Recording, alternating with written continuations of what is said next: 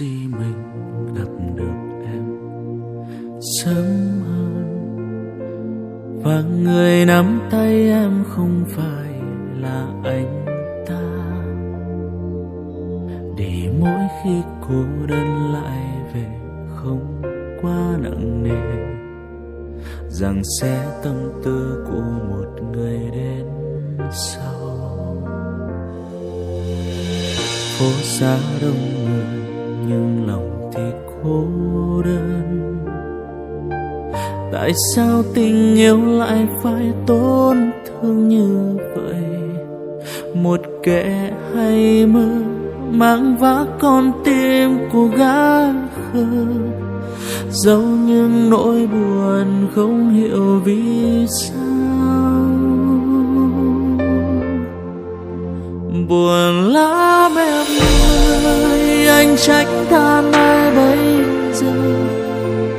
Cớ sao ông tớ lại sẽ nhầm duyên em với ai, nỡ bỏ anh lại giữa muôn vạn người, phải tự loay hoay đi tìm nhau chốn nhân duyên.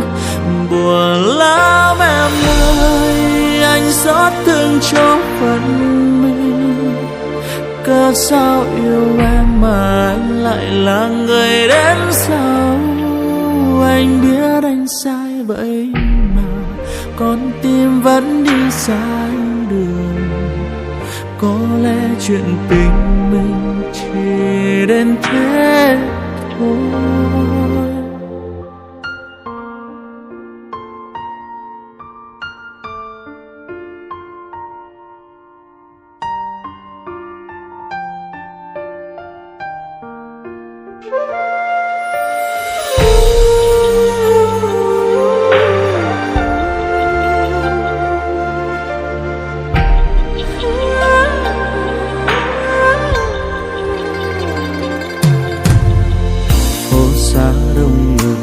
Nhưng lòng thì cô đơn. Tại sao tình yêu lại phải tổn thương? Một kẻ hay mơ mang vác con tim của gã khờ, giấu những nỗi buồn không hiểu vì sao. Buồn lắm em ơi, anh trách than ai bây giờ?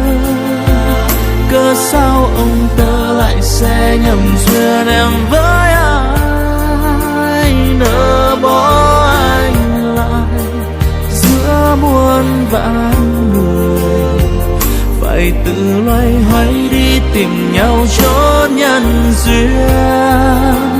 Buồn lắm em ơi, anh xót thương cho phận mình.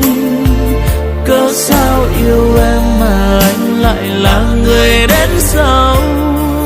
Anh biết anh sai vậy mà con tim vẫn đi sai đường.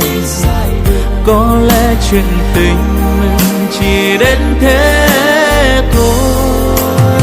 Buồn lắm em ơi, buồn lắm em ơi, anh biết trách ai bây giờ?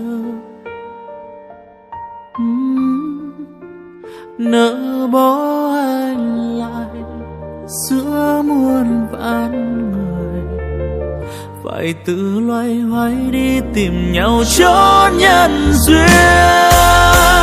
Buồn lắm em ơi, anh xót thương cho phận